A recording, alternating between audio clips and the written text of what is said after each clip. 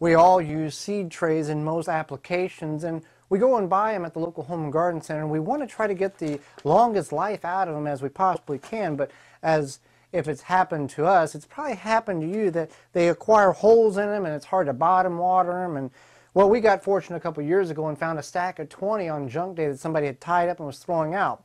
Well, there's a reason why they were throwing them out. They had a lot of holes in them, and as you can see here, got all kinds of holes and cracks and punctures in them, but nevertheless it can be beneficial to use these. We sanitize them, we clean everything with hot soapy water.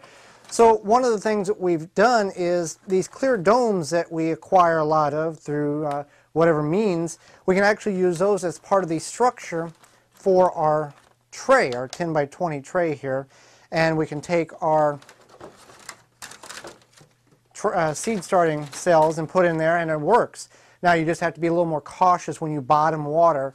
Also, you can purchase these trays that's got the slits already in them for special applications. Obviously bottom watering is not the best application in this scenario. But again, you can use these clear trays, these domes that we don't use because we find that it kind of acquires mold on the soil if you start the seeds with the dome on because there's no air circulation.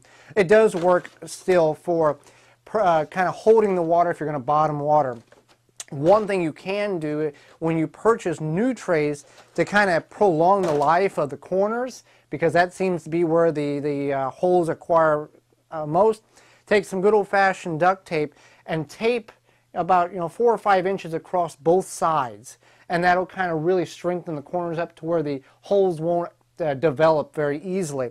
Another thing, if you want to get kind of creative and try to slow down the holes that you may already have, hot glue gun does work somewhat successfully in gluing the holes. Obviously for this tray it's not that beneficial, but for other minute small pinholes, this does seem to slow down the water and allows you at least to bottom water, which is a very effective way of hydrating the soil when your seedlings are starting off early, so you don't blow the soil or the seeds out.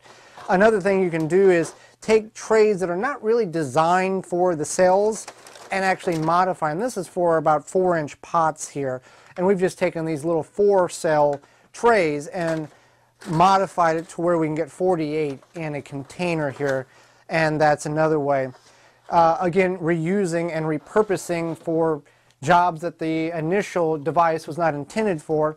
This is for, I believe it's for these seed trays or some style of a tray of some sort or another. But these peat pots, biodegradable, fit perfectly, and again the Solo Red cups would work well as also in this application. So it's just a couple of different ways to, one, prolong the life of those seed trays that do not last as long as we intend them to, and save money and reuse them for years to come. For more information, please visit thewisconsinvegetablegardener.com.